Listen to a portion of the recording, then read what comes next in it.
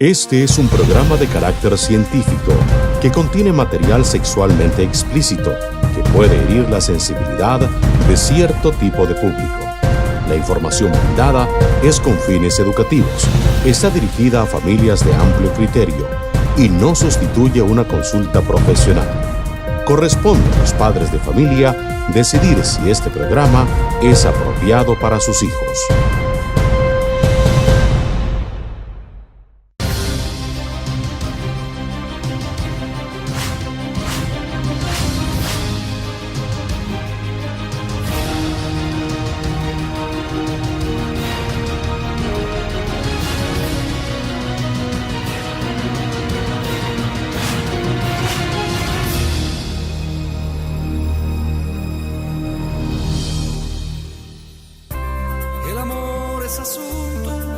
Es para mí una verdadera alegría presentar el programa del día de hoy. Sí, este programa que continúa siendo una verdadera fiesta para toda la familia. Y es claro de entender, un programa que lo quieren ver todos en casa, un programa que lo pueden ver todos en casa, un programa que une y reúne a la familia, se celebra en grande en cada uno de nuestros hogares. Estos son los titulares del programa del día de hoy. Sí, vamos a estar hablando de los riesgos que conlleva el ejercicio de la sexualidad, con una visión amplia y superando aquellos esquemas tradicionales. En la sección de la ciencia del sexo ahondaremos con buena parte de las preguntas que usted nos ha hecho llegar. Recorriendo calles, campos y ciudades, nos damos a la tarea de preguntar: ¿el condón, el preservativo, le resta placer a la relación sexual? Estaremos analizando las respuestas. ¿A qué edad comienza la posibilidad de un embarazo? ¿A qué edad es posible que un niño o una niña embaracen? De eso habla el sexo insólito del programa del día de hoy. ¿Los condones se vencen? ¿Y cómo darnos cuenta de que está vencido? De eso hablamos en el Sexo Alerta. Franklin Delano Roosevelt se hace presente en el sexo que hizo historia. En la sección, el video sexual de la semana, sí, la sección que encanta, presentaremos el material que usted gentilmente nos ha hecho llegar. Atención coleccionistas, en la frase sexual de la semana se hace presente una máxima en la prevención del VIH-Sida. Además de nuestras acostumbradas secciones y cápsulas informativas. Todo esto y más en esta edición de Un Mundo Sexual. Porque recuerden, de lo que se trata y siempre se ha tratado es de hacer familia.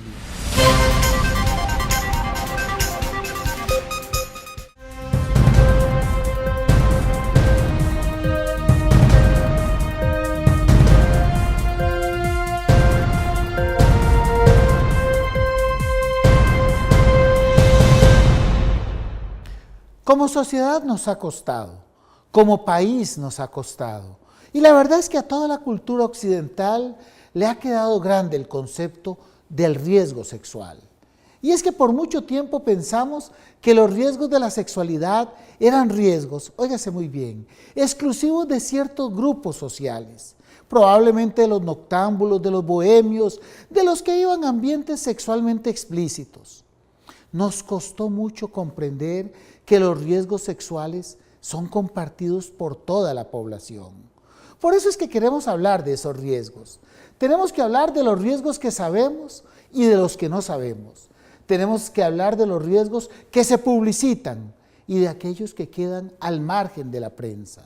Tenemos que hablar de esa información tan valiosa que la familia requiere cuando estamos hablando de riesgos. Porque tradicionalmente hemos tenido además una visión muy simplista, muy limitada de lo que es un riesgo sexual. Es más, diríamos que todavía se maneja la idea de que los riesgos sexuales son dos: el riesgo de un embarazo y el riesgo de un contagio venéreo. Y hoy sabemos que no, que esa visión se queda corta, que en realidad por esa visión es que muchos hombres decían: si me meto con una mujer decente, voy a protegernos, a protegerla a ella y a protegerme yo del riesgo de un embarazo. Y si me meto con una mujer que creo que no es tan decente, me protejo del riesgo de un contagio. Y hasta ahí llegaba la visión que se tenía. Y la verdad es que el asunto es mucho más profundo.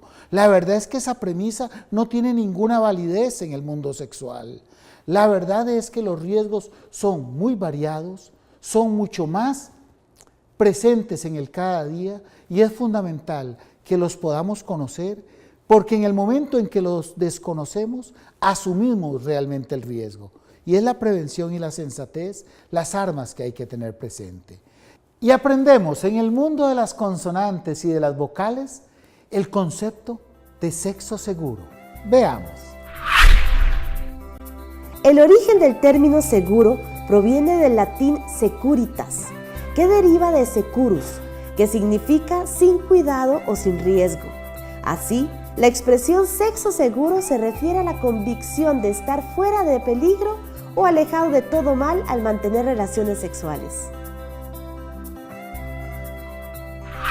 Decíamos que toda actividad sexual conlleva una serie de riesgos. Y entonces comienza a circular en nuestro medio el concepto de sexo seguro. Y se hicieron campañas publicitarias, caricaturas y anuncios. Y lo veíamos en la mañana, en la tarde y en la noche desde la década de los 80. El sexo seguro. Pero resulta que ese concepto como que lo entendimos mal o como que lo ofrecimos mal los hombres de ciencia. No es que hay un sexo seguro, tenemos que dejarlo claro. Hay un sexo que es más seguro y hay un sexo que es menos seguro. ¿Qué quiero decir con esto? Que hay varias enfermedades de transmisión sexual que se transmiten aun cuando utilicemos el condón. Porque cuando hablamos de sexo seguro en nuestro medio, estamos hablando del uso del preservativo. Y mucha gente piensa, si utilicé el preservativo, estoy protegido de cualquier mal, nada me va a pasar. Y la verdad es que si utilizo el condón, tengo una enorme protección para muchas enfermedades. Pero hay ciertas enfermedades de transmisión sexual, ciertas enfermedades venéreas que aún utilizando el preservativo se pueden adquirir. ¿Cómo cuáles? Como el virus del papiloma, como el herpes, como algunos tipos de sífilis, en donde a pesar del preservativo y del uso correcto del condón, nos dan una protección de un 50, un 60%. Por eso siempre decimos, nada sustituye el sentido común, nada sustituye la sensatez.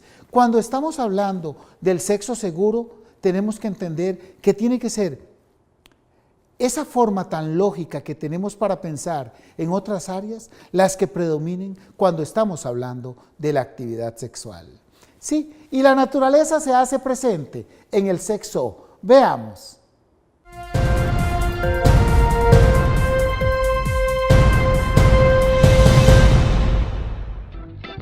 En los animales, las etapas de la vida están claramente marcadas. Así están los cachorros, los animales jóvenes y los animales adultos. El apareamiento y la reproducción ocurren hasta que se alcanza el estado adulto y la madurez. Es decir, los animales tienen crías cuando son capaces de velar por sí mismos y son independientes. En esta etapa adulta, los animales están preparados para criar a los cachorros, velar por ellos, alimentarlos, protegerlos y enseñarles a subsistir. Esas etapas no suceden en el ser humano. Es decir, vean qué curioso. En los animales es muy claro lo que es la infancia, lo que es la etapa prepúber y lo que es el animal adulto. Y resulta que ese infante, cuando hablamos de los animales, ese cachorro no puede tener hijos. El que está sin llegar al estado adulto no puede tener camada. La reproducción en los animales es un asunto simplemente del individuo, del miembro maduro de todo el clan. Es decir, en los animales se requiere la madurez, ese estado adulto, para poder reproducirse. Y eso no sucede en el ser humano. La capacidad de reproducción en el ser humano llega en la etapa prepúber, antes de ser, óigase muy bien, antes de ser adulto, en el periodo de la adolescencia, y tal vez le sorprenda, pero también justo cuando está terminando la infancia. Y esto nos lleva a una pregunta. En nuestro país, ¿a qué edad sucede la primera menstruación? Le voy a dar tiempo porque tenemos tres opciones. ¿A los 15 años? ¿A los 13 años? ¿O a los 10 años? Para sorpresa de todos, la primera menstruación en nuestro país ocurre entre los 10 y los 11 años. Eso significa que hay muchas niñas que están menstruando a los 9 años y medio. ¿Y qué significa eso? Significa que ya desde ese momento esas niñas se nos pueden embarazar. Digo niñas, aunque reproductivamente ya tienen las hormonas y el desarrollo interno que sugiere que ya hasta pueden ostentar un embarazo. Y eso nos deja una enorme enseñanza, porque le está diciendo al padre de familia que tenemos que educar a nuestros hijos desde la más temprana infancia, para que ya están preparados cuando ocurre esa adolescencia, cuando ocurre esa pubertad, cuando estando chiquillos y a veces hasta en la escuela ya se nos hicieron grandes, comienzan a crecer, aunque a nivel mental y psicológico sigan siendo niños. Algunas cifras nos sorprenden cuando decimos que a tan temprana edad ya están menstruando. Y más sorpresas, sí, en el sexo insólito, porque las estadísticas asombran.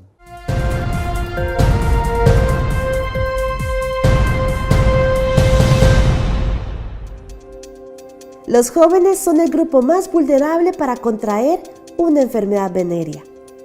Un año después de su primera relación sexual y teniendo solo un compañero sexual, un 20% de las adolescentes adquirió una enfermedad venérea. Por esto y por mucho más, esta sección se llama Sexo Insólito. Hay algunas cifras con las que podemos complementar lo insólito de la sexualidad. En Costa Rica un 15% de los embarazos ocurren en adolescentes. Pero hemos tenido años en que hasta 100, 150 escolares han quedado embarazadas. Por eso tenemos que entender, no es simplemente decir al adolescente le vamos a dar condones o los vamos a poner, como se tiende a hacer en nuestro país, en las cajas de los supermercados y con eso es más que suficiente. Si fallamos los adultos con el uso del condón, tenemos que esperar y entender que también los jóvenes puedan fallar. Siempre decimos que ojalá los adolescentes puedan postergar el inicio de la vida sexual para etapas más tardías en la vida. Y atención, sí, nos indican que la trivia de la semana se ha hecho presente para que todos en casa participen, para que todos aprendamos. Raven, a nombre de Juventus, el tratamiento actual para los problemas de erección, presenta la trivia sexual de la semana. ¿Cuántas relaciones sexuales sin protección con una persona infectada se requiere para adquirir una enfermedad venérea?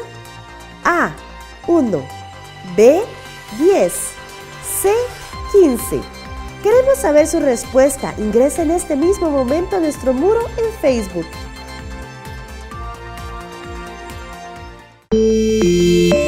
Raven, el laboratorio de siempre, con los medicamentos de hoy.